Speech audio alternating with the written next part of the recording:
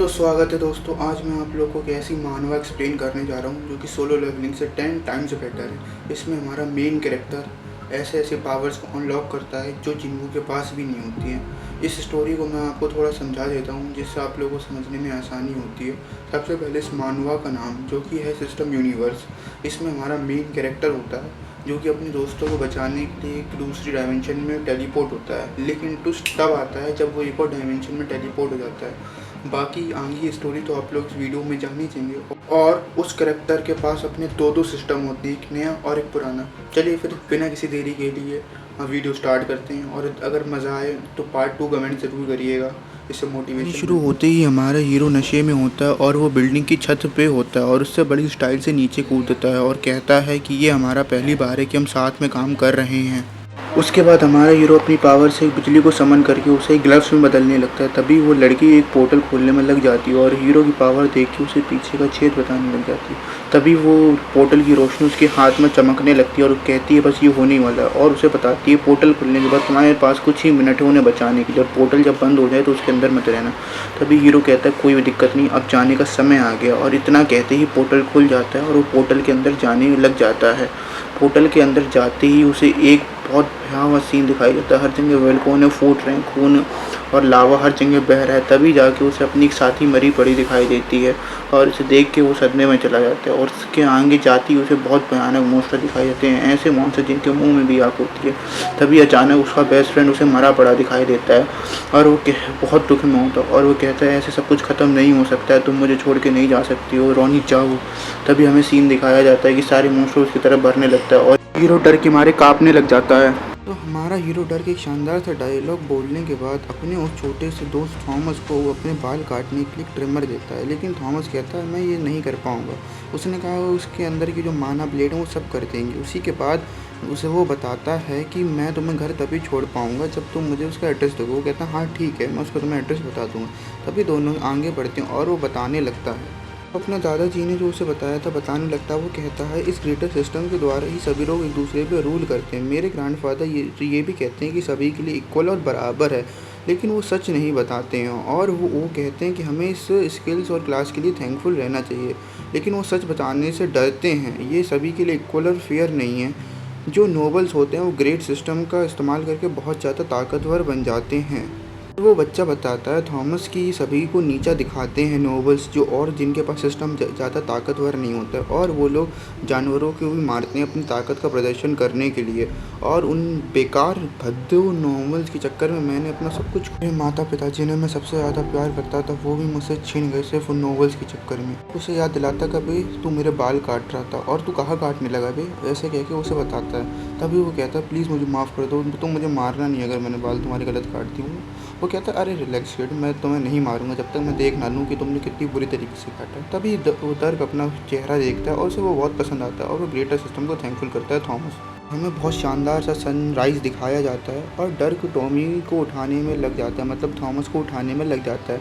उसे ज़ोर ज़ोर से हिलाने लगता है लेकिन वो अपनी आँखें ही नहीं खोल रहा होता है। तभी थॉमस देखता है कि ये क्या तुम्हारा घर है, पूछता है, लेकिन डर्क समझ नहीं पाता है कि उसकी घर की इतनी बुरी हालत की किसने, और उसे तीनों विलेजेस के नाम दिखते हैं। तभी वो अपनी आंखें खोलता है और कहता है कि रायाना यहाँ पे है, और वो देखते ही अपने घर की हालत एकदम सन्नाटा सा जाता है और आगे बढ़ने लग जाता है। तभी डर्क उसे रोकता है और कहता है हे कहाँ जा रहे हो तुम इतनी जोर से भाग के, लेकिन वो नहीं सुनता है और भागता ही चला जाता है और उसने एक जानवर भी मार दिया था शायद से। तभी वो गेट खोलता है और उसे अपने मिस्टर जोन्स बड़े दिखाई देते हैं जो कि सबसे ताकतवर माने जाते थे, जिनका लेवल 30 था और इनको कोई भी जंगल में छू नहीं सकता था। ऐसा डर्क का नहीं थॉमस का मानना है। थॉमस ही देख के बहुत ज़्यादा हैरान हो जाता है कि जोन्स को इतनी बुरी तरीके से किसने मारा होता, वो इसकी सदमा बर्दाश्त नहीं कर पाता है। तभी अचानक से डर्क उसके कंधे पे हाथ रखता है और उसे दिलासा देने की कोशिश करता है और डर्क कहता है क्या ये तुम्हारी ग्रैंडपा थे, तुमने मुझे इनके बारे में पहले भी बताया था, शायद ये वही है। वो कहता है नहीं ये नहीं हो सकता है, ये मेरे ग्रैंडपा नहीं है और इनको कोई मार भी नहीं सकता क्योंकि ये बहुत ज़्यादा स्ट्रॉन्ग माने जाते हैं, इनका लेवल 30 है। डर्क तभी सोच में पड़ जाता है कि ये सच में स्ट्रॉन्ग लेवल है और कहता है थॉमस किस बारे में बात कर रहे हो भाई तुम, इस लेवल में मिस्टर जोन्स को कोई भी जंगल में स्क्रैच तक नहीं कर सकता था, मतलब छू भी नहीं सकता था। तभी डर्क उससे एकदम एटीट्यूड में कहता है क्या तुम श्योर हो इस बारे में, क्योंकि जो मैंने पिछले लेवल एरिया मारा था उसका लेवल शायद 53 था और वो मैंने बड़ी आसानी से मार देते, लेकिन तुम्हारे ग्रैंडपा का तो लेवल सिर्फ और सिर्फ 30 है, तो कैसे हो सकता है पॉसिबल। शिफ्ट होता दिखाई देता है तभी वो कहता है दैट्स इम्पॉसिबल, तुम झूठ बोल रहे हो, मुझसे ऐसा हो ही नहीं सकता, मुझे यकीन नहीं है। अब मुझे चीफ रायना को भी इसके बारे में सूचित करना होगा। तभी सीन शिफ्ट होकर जंगलों में जाता है जहाँ पे हमें कुछ खून के निशान दिखाई देते हैं और पेड़ की भी बुरी हालत होती है। तभी कोई कहता होता है, जो कि हमें नहीं दिखाया गया था, कि वो किड अपने घर पे लौट आया। तभी एक और सीन शिफ्ट होता है और वो जंगल में जाता है, जो कि बहुत मिस्टीरियस था और इसमें एक बहुत अजीब सी बॉल दिखाई दे रही थी। तभी इसका क्लोजअप शॉट दिखाते हैं और ये बॉल शायद ग्रेप्स जैसी नहीं लग रही भाई लोग। तभी एक और भेड़िया वैसे ही आ जाता है, पता नहीं इसका लेवल 53 है कि नहीं, और उस बॉल को देखने लग जाता है। जैसे ही वो उसकी तरफ आगे बढ़ता है, बॉल थोड़ी सी चमकने और लगती है और हवा इसके आसपास चलने लगती है। फिर से वही अपनी पीली आंखें चमकाने लगता है। भाई ये भेड़िया सुधर क्यों नहीं रहा है यार। तभी एक अचानक से स्कल जैसा मॉन्स्टर उसके सामने आ जाता है उसको झपटने के लिए, और वो उसे पलक झपकते ही मार देता है। इसने तो डर से जल्दी भी मार दिया और खुश कितना है भाई ये, और बहुत ज़ोर से अपनी लाल चुआने लगता है इसके ऊपर। भाई कितना लालची है भाई। और तभी भाई मैं शॉक हो गया, एकदम ये काइजू नंबर 8 जैसा लगने लगा था मेरे को यार एक सेकंड के लिए। तो इतने ड्रामे के बाद सीन शिफ्ट होता है एक बढ़िया से शानदार विलेज पे, जो कि बहुत खूबसूरत लग रहा होता है। कि कपड़ों की बाल्टी हमें दिखाई देती है जिसमें बहुत सारे कपड़े भरे हुए थे। उसमें क्या बताना है, इतना तो तुम समझ ही लोगे। तभी एक बहुत सुंदर सी लड़की हमें दिखाई जाती है और कहती है आज का दिन बहुत ज़्यादा थकाने वाला था। तभी हमें पता चलता है ये माँ थी और इसकी बच्ची भी आती थी और बताती थी मम्मी मैंने ग्रेट सिस्टम अनलॉक कर लिया। वो कहती बहुत बढ़िया मेरी ये लड़की, बहुत बढ़िया, तुम्हें मुझसे यही उम्मीद थी। और फिर सीन सेट होता है, ये लड़की से भी बकेट नहीं उठ पा रही, तो इसकी माँ को देखो 2-2 बकेट उठा के चली गई। उसकी माँ उसे बताती है अगर तुम सही से काम करोगी तो तुम्हारी लेदर वर्किंग स्किल भी इम्प्रूव होगी। और वो कहती है रियली, और वो कहती है इसके लिए तुम्हें शायद एक एनिमल की स्किन लगेगी, जो कि बहुत इंपॉर्टेंट पार्ट है। और वो कहती है स्किन यू। तभी वो हमें उसकी दिखाई देती है शक्ल, जो कि बहुत ज़्यादा ही बेकार हो गई होती है स्किन का नाम सुनती है और एनिमल का नाम सुनते ही। उसके पापा दिखाई देते हैं, जो कि कहते हैं बेटा अब तुम 13 की हो गई, अब तुम्हें विलेज में अपना योगदान देना पड़ेगा। तभी वो कहते हैं क्या तुम तैयार हो ग्रेट सिस्टम को अनलॉक करने के लिए। और वो सदमे में चली जाती है एकदम। तभी वो उसे एक बहुत प्यारा सा 3 लेवल मॉन्स्टर दिखाते हैं और कहते हैं ये है तुम्हारा ट्रीट, और इसकी नाम होता है फ्लफी फॉक्स और लेवल होती है इसकी 10।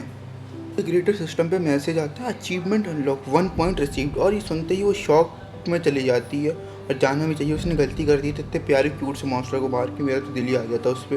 और वो कहती है मैं उसे मार नहीं सकती थी, I just wanted to touch, मैं उसे सिर्फ छूना चाहती थी, मैंने गलती कर दी। तभी बताती है उसकी माँ बेटा अब तुम्हें इन सब की आदत डालनी ही पड़ेगी, बड़ी हो रही हो तुम। तभी हमें दिखाया जाता है कि मेरे फादर काश ही कोई और क्यूट बीस्ट फाइंड कर लेते मेरे लिए।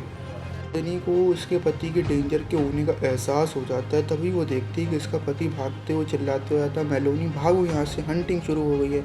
गाइस मेरी रिक्वेस्ट है कि मानवा मोदी जी से दूर रखिएगा, नहीं तो देश ना बिगड़ जाए अपना। तभी उसका पति कहता है कि यहाँ से भाग जाओ, ब्रांडी को लेकर ईस्टर्न गेट की तरफ जाओ जल्दी। और कहती है क्या हुआ स्वीट हार्ट, तुम इतने घबराए हुए क्यों, और तुम्हें चोट कैसी लगी, जल्दी बताऊंगी। तभी वो कहता है ये सब बताने का वक्त नहीं है, मॉन्स्टर्स स्ट्रॉन्ग वन को हंट करने ईस्टर्न गेट की तरफ जल्दी भागो। और वो कहता है डैडी आप मरने वाले हो, आपको कुछ हो ना जाए। तभी वो कहता है कोई भी समय नहीं है, मैं तुम्हें बाद में बताऊंगा, अगर मैं ज़िंदा रहा अपनी मदर की बात मानो स्वीटी और यहाँ से भाग जाओ, मैं तुम्हारे हमेशा दिल में रहूँगा। और जब भी मेरी याद है बस अपनी आंखें बंद करना और मुझे याद लेना, जाओ यहाँ से जल्दी। तभी वो दोनों यहाँ से भाग जाते हैं और वो चिल्ला के कहती है मैं तुम दोनों को बहुत प्यार करता हूँ। और उसका पति फिर जंग के लिए चला जाता है और वो दोनों भागने लगते हैं। बहुत इमोशनल सीन था गाइस, बहुत इमोशनल सीन था। तो हमारा हीरो डर के एक शानदार सा डायलॉग बोलने के बाद अपने उस छोटे से दोस्त थॉमस को अपने बाल काटने के लिए ट्रिमर देता है, लेकिन थॉमस कहता है मैं ये नहीं कर पाऊँगा। उसने कहा उसके अंदर की जो माना ब्लेड है वो सब कर देंगे। उसी के बाद उसे वो बताता है कि मैं तुम्हें घर तभी छोड़ पाऊँगा जब तुम मुझे उसका एड्रेस दोगे। वो कहता है हाँ ठीक है, मैं उसको तुम्हें एड्रेस बता दूँगा। तभी दोनों आगे बढ़ते हैं और वो बताने लगता है अपने दादाजी ने जो उसे बताया था बताने लगता है। वो कहता है इस ग्रेटर सिस्टम के द्वारा ही सभी लोग एक दूसरे पे रूल करते हैं। मेरे ग्रैंडफादर ये भी कहते हैं कि सभी के लिए इक्वल और बराबर है, लेकिन वो सच नहीं बताते हैं। और वो कहते हैं कि हमें इस स्किल्स और क्लास के लिए थैंकफुल रहना चाहिए, लेकिन वो सच बताने से डरते हैं। ये सभी के लिए इक्वल और फेयर नहीं है।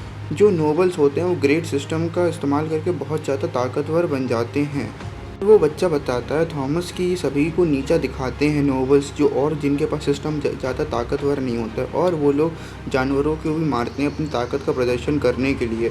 और उन बेकार भद्दे नॉर्मल्स के चक्कर में मैंने अपना सब कुछ मेरे माता पिता जिन्हें मैं सबसे ज़्यादा प्यार करता था वो भी मुझसे छीन गए सिर्फ उन नॉवेल्स के चक्कर में। उसे याद दिलाता कभी तू मेरे बाल काट रहा था और तू कहाँ काटने लगा बे, ऐसे कह के उसे बताता है। तभी वो कहता है प्लीज़ मुझे माफ़ कर दो, तुम मुझे मारना नहीं अगर मैंने बाल तुम्हारे गलत काटती हूँ। वो कहता है अरे रिलैक्स किड, मैं तुम्हें नहीं मारूंगा जब तक मैं देख ना लूँ कि तुमने कितनी बुरी तरीके से काटा। तभी वो डर्क अपना चेहरा देखता है और उसे वो बहुत पसंद आता है और वो ग्रेटर सिस्टम को थैंकफुल करता है थॉमस। हमें बहुत शानदार सा सनराइज़ दिखाया जाता है और डर्क टॉमी को उठाने में लग जाता है, मतलब थॉमस को उठाने में लग जाता है। उसे ज़ोर ज़ोर से हिलाने लगता है लेकिन वो अपनी आंखें ही नहीं खोल रहा होता है। तभी थॉमस देखता है कि ये क्या तुम्हारा घर है और पूछता है, लेकिन डर्क समझ नहीं पाता है कि उसकी घर की इतनी बुरी हालत की किसने और उसे तीनों विलेजेस के नाम दिखते हैं। तभी वो अपनी आंखें खोलता है और कहता है कि रायाना यहाँ पे है। और वो देखते ही अपने घर की हालत एकदम सन्नास आ जाता है और आगे बढ़ने लग जाता है। तभी डर्क उसे रोकता है और कहता है हे कहाँ जा रहे हो तुम इतनी ज़ोर से भाग के। लेकिन वो नहीं सुनता है और भागता ही चला जाता है और उसने एक जानवर भी मार दिया था शायद से। तभी वो गेट खोलता है और उसे अपने मिस्टर जोन्स बड़े दिखाई देते हैं जो कि सबसे ताकतवर माने जाते थे, जिनका लेवल 30 था और इनको कोई भी जंगल में छू नहीं सकता था। ऐसा डर्क का नहीं थॉमस का मानना है। थॉमस ये देख के बहुत ज़्यादा हैरान हो जाता है कि जोन्स को इतनी बुरी तरीके से किसने मारा होता, वो ये सदमा बर्दाश्त नहीं कर पाता है। तभी अचानक से डर्क उसके कंधे पे हाथ रखता है और उसे दिलासा देने की कोशिश करता है और डर्क कहता है क्या ये तुम्हारे ग्रैंडपा थे, तुमने मुझे इनके बारे में पहले भी बताया था, शायद ये वही है। वो कहता है नहीं ये नहीं हो सकता है, ये मेरे ग्रैंडपा नहीं है और इनको कोई मार भी नहीं सकता क्योंकि ये बहुत ज़्यादा स्ट्रॉन्ग माने जाते हैं, इनका लेवल 30 है। डर्क तभी सोच में पड़ जाता है कि ये सच में स्ट्रॉन्ग लेवल है और कहता है थॉमस किस बारे में बात कर रहे हो भाई तुम, इस लेवल में मिस्टर जोन्स को कोई भी जंगल में स्क्रैच तक नहीं कर सकता था, मतलब छू भी नहीं सकता था। तभी डर्क उससे एकदम एटीट्यूड में कहता है क्या तुम श्योर हो इस बारे में, क्योंकि जो मैंने पिछले लेवल मारा था उसका लेवल शायद 53 था और वो मैंने बड़ी आसानी से मारते थे, लेकिन तुम्हारे ग्रैंडपा का तो लेवल सिर्फ और सिर्फ 30 है, तो कैसे हो सकता है पॉसिबल। शिफ्ट होता दिखाई देता है। तभी वो कहता है दैट्स इम्पॉसिबल, तुम झूठ बोल रहे हो, मुझसे ऐसा हो ही नहीं सकता, मुझे यकीन नहीं है। अब मुझे चीफ रायना को भी इसके बारे में सूचित करना होगा। तभी सीन शिफ्ट होकर जंगलों में जाता है जहाँ पे हमें कुछ खून के निशान दिखाई देते हैं और पेड़ की भी बुरी हालत होती है। तभी कोई कहता होता है, जो कि हमें नहीं दिखाया गया था, कि वो किड अपने घर पर लौट आया। तभी एक और सीन शिफ्ट होता है और वो जंगल में जाता है जो कि बहुत मिस्टीरियस था और इसमें एक बहुत अजीब सी बॉल दिखाई दे रही थी। तभी इसका क्लोजअप शॉट दिखाते हैं और ये बॉल शायद ग्रेप्स जैसी नहीं लग रही भाई लोग। तभी एक और भेड़िया वैसे ही आ जाता है, पता नहीं इसका लेवल 53 है कि नहीं, और उस बॉल को देखने लग जाता है। जैसे ही वो उसकी तरफ आगे बढ़ता है बॉल थोड़ी सी चमकने और लगती है और हवा इसके आसपास चलने लगती है। फिर से वही अपनी पीली आंखें चमकाने लगता है। भाई ये भेड़िया सुधर क्यों नहीं रहा है यार। तभी एक अचानक से स्कल जैसा मॉन्स्टर उसके सामने आ जाता है उसको झपटने के लिए और वो उसे पलक झपकते ही मार देता है। इसने तो डर से जल्दी भी मार दिया और खुश कितना है भाई ये, और बहुत ज़ोर से अपनी लाल चुआने लगता है इसके ऊपर। भाई कितना लालची है भाई। और तभी भाई मैं शॉक हो गया, एकदम ये काइजू नंबर 8 जैसा लगने लगा था मेरे को यार एक सेकंड के लिए। तो ये इतने ड्रामे के बाद सीन शिफ्ट होता है एक बढ़िया से शानदार विलेज पे जो कि बहुत खूबसूरत लग रहा होता है। कि कपड़ों की बाल्टी हमें दिखाई देती है जिसमें बहुत सारे कपड़े भरे हुए थे, उसमें क्या बताना यार, इतना तो तुम समझ ही लोगे। तभी एक बहुत सुंदर सी लड़की हमें दिखाई जाती है और कहती है आज का दिन बहुत ज़्यादा थकाने वाला था। तभी हमें पता चलता है ये माँ थी और इसकी बच्ची भी आती थी और बताती थी मम्मी मैंने ग्रेट सिस्टम अनलॉक कर लिया। वो कहती बहुत बढ़िया मेरी लड़की, बहुत बढ़िया, तुम्हें मुझसे यही उम्मीद थी। और फिर सीन शिफ्ट होता है ये लड़की से भी बकेट नहीं उठ पा रही तो इसकी माँ को देखो 2-2 बकेट उठा के चली गई। उसकी माँ उसे बताती है अगर तुम सही से काम करोगी तो तुम्हारी लेदर वर्किंग स्किल भी इम्प्रूव होगी। और वो कहती है रियली, और वो कहती है इसके लिए तुम्हें शायद एक एनिमल की स्किन लगेगी जो कि बहुत इंपॉर्टेंट पार्ट है। और वो कहती है स्किन यू। तभी वो हमें उसकी दिखाई देती है शक्ल जो कि बहुत ज़्यादा ही बेकार हो गई होती है स्किन का नाम सुनती है और एनिमल का नाम सुनती है। उसके पापा दिखाई देते हैं जो कि कहते हैं बेटा अब तुम 13 की हो गई, अब तुम्हें विलेज में अपना योगदान देना पड़ेगा। तभी वो कहते हैं क्या तुम तैयार हो ग्रेट सिस्टम को अनलॉक करने के लिए। और वो सदमे में चली जाती है। तभी वो उसे एक बहुत प्यारा सा 3 लेवल मॉन्स्टर दिखाते हैं और कहते हैं ये है तुम्हारा ट्रीट और इसकी नाम होता है फ्लफी फॉक्स और लेवल होती है इसकी 10। ग्रेटर सिस्टम पे मैसेज आता है अचीवमेंट अनलॉक 1 पॉइंट रिसीव्ड और ये सुनते ही वो शॉक में चली जाती है और जाना भी चाहिए। उसने गलती कर दी तो इतने प्यारे क्यूट से मॉन्स्टर को मार के मेरा तो दिल ही आ जाता उस पर। और वो कहती है मैं उसे मार नहीं सकती थी, I just wanted to touch, मैं उसे सिर्फ छूना चाहती थी, मैंने गलती कर दी। तभी बताती है उसकी माँ, बेटा अब तुम्हें इन सब की आदत डालनी ही पड़ेगी, बड़ी हो रही हो तुम। तभी हमें दिखाया जाता है कि मेरे फादर काश ही कोई और क्यूट बीस्ट फाइंड कर लेते मेरे लिए। मेलनी को उसके पति के डेंजर के होने का एहसास हो जाता है। तभी वो देखती है कि उसका पति भागते हुए चिल्लाते हुए आता है, मेलोनी भागो यहाँ से, हंटिंग शुरू हो गई है। गाइस मेरी रिक्वेस्ट है कि मानवा मोदी जी से दूर रखिएगा, नहीं तो देश ना बिगड़ जाए अपना। तभी उसका पति कहता है कि यहाँ से भाग जाओ, ब्रांडी को लेकर ईस्टर्न गेट की तरफ जाओ जल्दी। और कहती है क्या हुआ स्वीट हार्ट, तुम इतने घबराए हुए क्यों, और ये तुम्हें चोट कैसी लगी, जल्दी बताओ मुझे। तभी वो कहता है ये सब बताने का वक्त नहीं है, मॉन्स्टर्स स्ट्रॉन्ग वन को हंट करने ईस्टर्न गेट की तरफ जल्दी भागो। और वो कहता है डैडी आप मरने वाले हो, आपको कुछ हो ना जाए। तभी वो कहता है कोई भी समय नहीं है, मैं तुम्हें बाद में बताऊंगा, अगर मैं ज़िंदा रहा। अपनी मदर की बात मानो स्वीटी और यहाँ से भाग जाओ, मैं तुम्हारे हमेशा दिल में रहूँगा। और जब भी मेरी याद है बस अपनी आंखें बंद करना और मुझे याद कर लेना, अब जाओ यहाँ से जल्दी। तभी वो दोनों यहाँ से भाग जाते हैं और वो चिल्ला के कहती है मैं तुम दोनों को बहुत प्यार करता हूँ।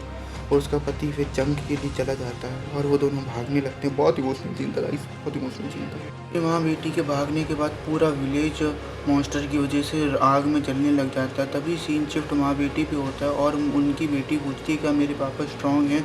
तभी वो कहती है बिल्कुल, तुम्हारे पापा चीफ ह्यून दोनों बहुत ज़्यादा स्ट्रॉन्ग है, वो हमारे पास वापस लौट के आएंगे और मुझे भरोसा है वो उन मॉन्स्टर को भी हरा देंगे, वो बहुत ताकतवर हैं।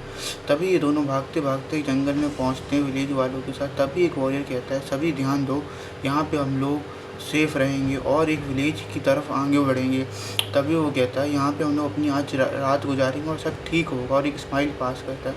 तभी पीछे से उसकी माँ कहती है कि यहाँ पे हम लोग को बिल्कुल भी घबराने की ज़रूरत नहीं है, सब बढ़िया होगा। तभी अचानक से एक मॉन्स्टर आता है और इतनी तेज़ अपना पंजा मारता है। तभी वो वॉरियर पीछे मुड़ के देखता है, उसकी आंखें सन्नाटे से भर जाती हैं। लेकिन उससे पहले वो कुछ कर पाए, मॉन्स्टर उस पर झपट्टा मार देता है अपने लंबे लंबे दांतों से, और उसे मॉन्स्टर का झुंड उसे पलक झपकते ही मार देता और उसको खाने लगता है। तभी हमें वो विलेज के लोग दिखाई देते हैं जो कि बहुत ज़्यादा घबरा जाते हैं और डर के हमारे ब्रांडी का चेहरा सन्नाटे से छा जाता है, वो एक गहरी सोच में खो जाती है। तभी वो मॉन्स्टर उनकी तरफ एक ठंडी निगाहों से देखता है और उसके शरीर के अंग हमें दिखाई देते हैं। तभी वो मॉन्स्टर ब्रांडी और ब्रांडी की माँ पे झपट्टा मार देता है, लेकिन वो लोग कहते हैं हमें यहाँ से जाना होगा और उसकी माँ उससे लड़ने का अकेले फैसला लेती है। तभी वो मॉन्स्टर ब्रांडी की माँ पे झपट जाता है और वो उसकी माँ कहती है भागो यहाँ से।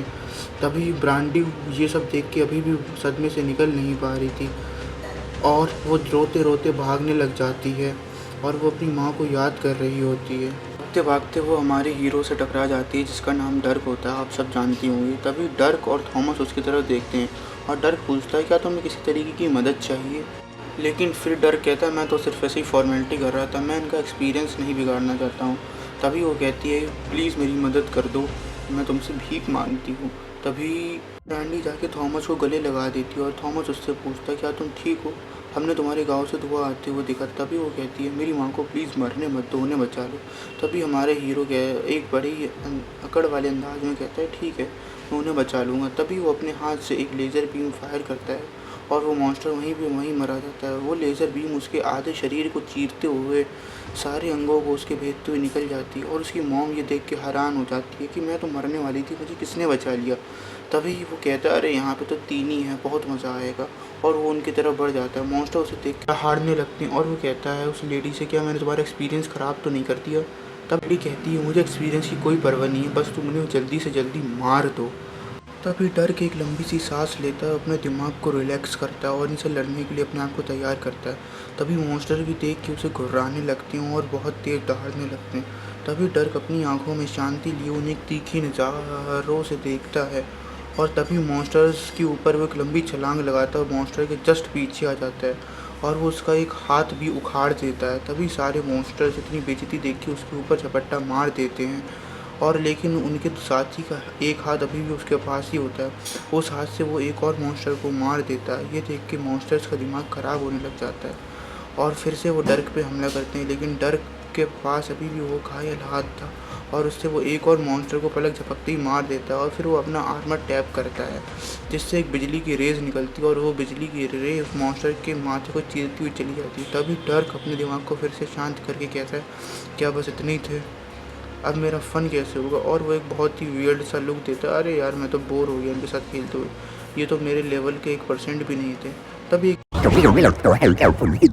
इमोशनल सीन शिफ्ट होता है और वो बेटी अपनी ब्रांडी माँ से जाके गले लग जाती है और रोने लगती है। ब्रांडी कहती है सब मॉन्स्टर मर गए, अब हमें घर जाके अपने डैडी को देखना चाहिए। उसकी माँ सोच रही होती है अपने मन में कि उस विलेज में ऐसा एक सिंगल पर्सन भी नहीं है जो इन मॉन्स्टर्स को हरा सके। तभी डर्क उनकी तरफ एक ठंडी निगाहों से देखता है और उन्हें देखता ही जाता है। तभी डर्क इंट्रोड्यूस कराता है उस किड को और अपने आप को और बताता है कि इस बच्चे को। डर्क उससे कहता है कि मैं इसको उसके घर छोड़ के ही रहूँगा चाहे कुछ हो जाए। तभी वो बच्चा कहता है इनकी मदद करो। तभी डर्क कहता है मेरे तुम्हारे बीच में यही बात हुई थी कि मैं तुम्हें तुम्हारे घर पे छोड़ूंगा, तुम्हारे दोस्तों की मदद नहीं करूँगा। आगे डर्क कहता है कि किसे पता अभी तक तुम्हारा विलेज बचा ही हो। तभी वो बूढ़ी दादी उससे पूछती है क्या तुम्हें ग्रेट नोबल्स ने भेजा है हमारी मदद करने के लिए। और डर्क थोड़ा सोच के कहता है नहीं, मुझे किसी ने नहीं भेजा है। तभी वो बच्चा उससे गले पड़ के कहता है कि हमें वो विलेज में जाके उनकी मदद करनी ही होगी।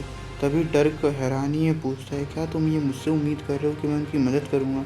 और वो बच्चा डरते हुए घबराते हुए कहता है हाँ। तभी डर्क उसे ऐसी नज़रों से देखता है कि जैसे मानो थम सा गया हो और उससे कहता है मेरी तुम्हारी बात फॉरेस्ट में यही हुई थी कि मैं तुम्हें बचाऊंगा और बदले में तुम मुझे इन्फॉर्मेशन दोगे और मैं तुम्हें तुम्हारे घर छोड़ के आऊँगा। मैं इन लोगों के चक्कर में अपनी इस मूल्यवान ज़िंदगी को खतरे में नहीं डाल सकता हूँ, समझे। वो उससे सवाल करता है क्या तुम्हें मेरे इतने ताकतवर और अभी तक ज़िंदा रहने का कारण पता है। तभी वो घबराते हुए कहता है, उसे अपने मरने का डर लग रहा होता है, मुझे नहीं पता है। तभी डर के कहता है क्योंकि मुझे खुद पर भरोसा है, मैं दूसरों पर डिपेंड नहीं होता हूँ कि कोई आके मुझे बचाए, मुझे खुद पे भरोसा है, मैं खुद को बचा सकता हूँ इसलिए। और फिर डर्क उसे गुस्से भरी निगाहों से देखने लगता है, उसकी आंखों में वो चुभ सा रहा होता है।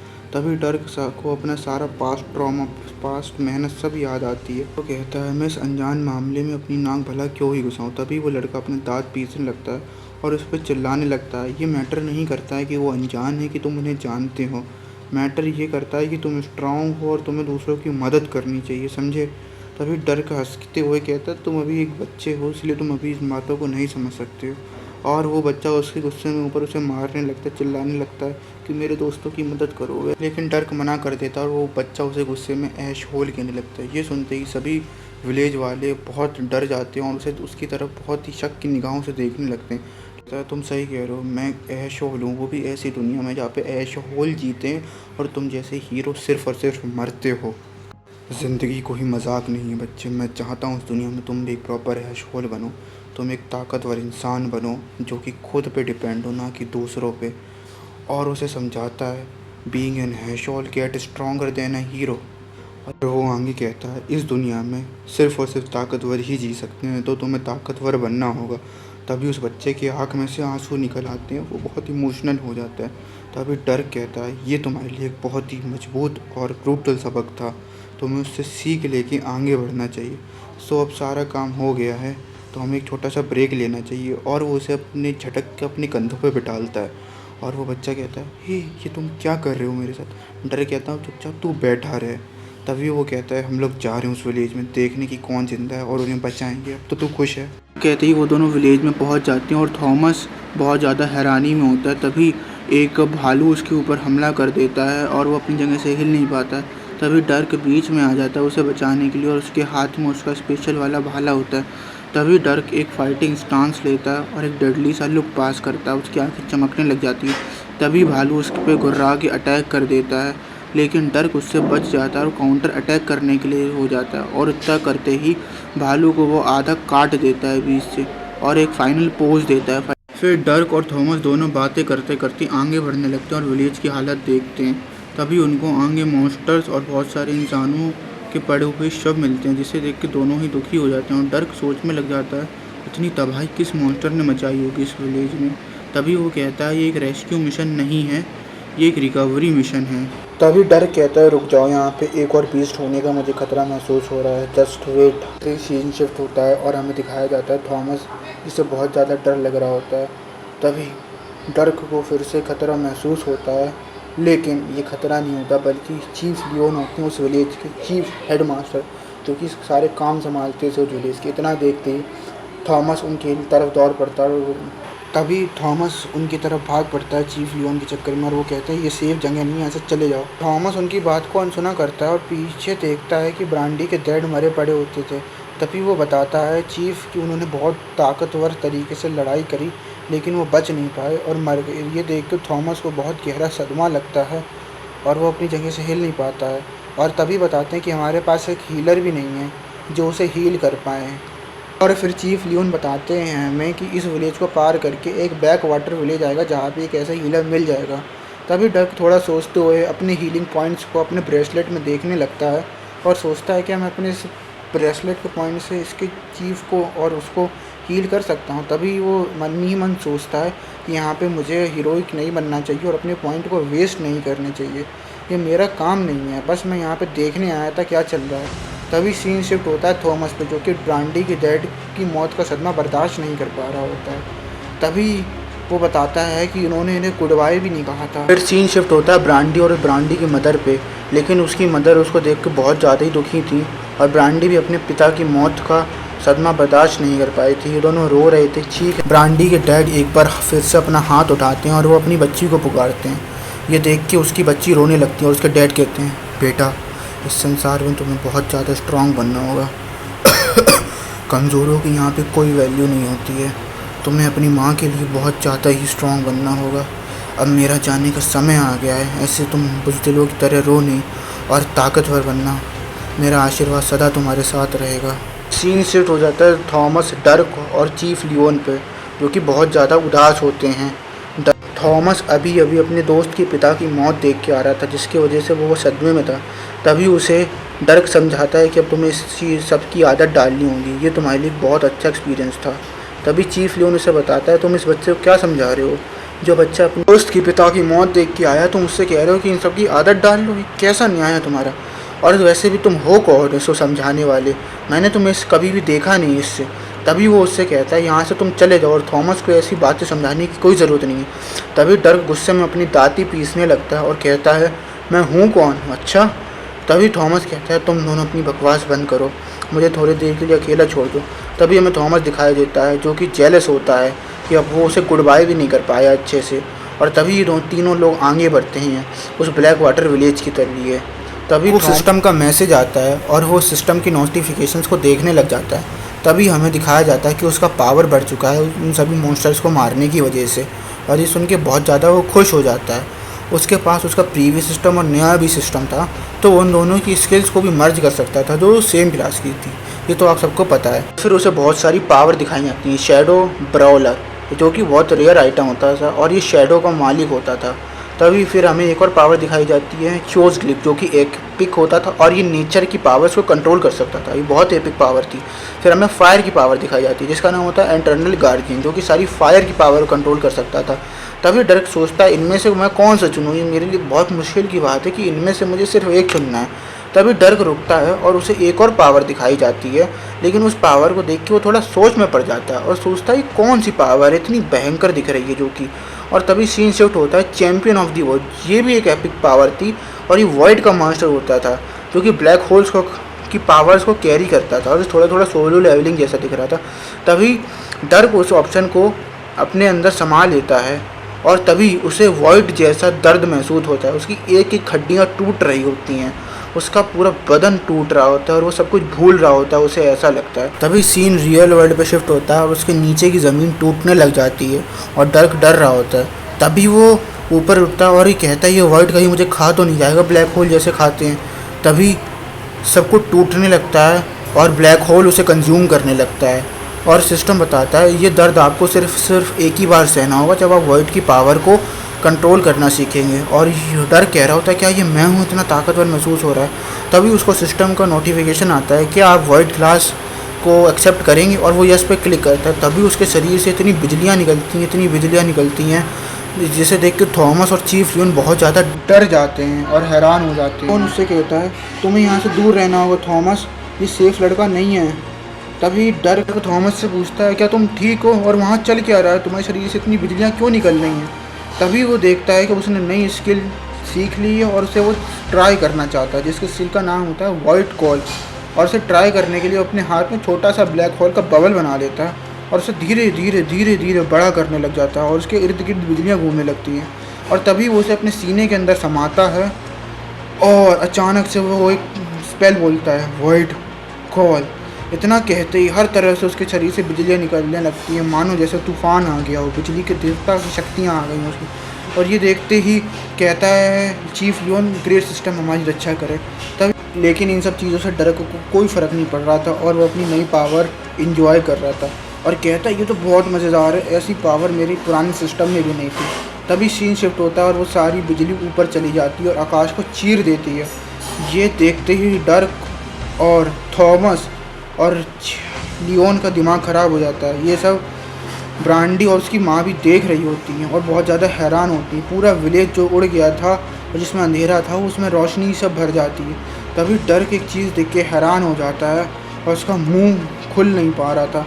तभी वो देखता है आकाश को चीरते हुए एक मॉन्स्टर बाहर आता है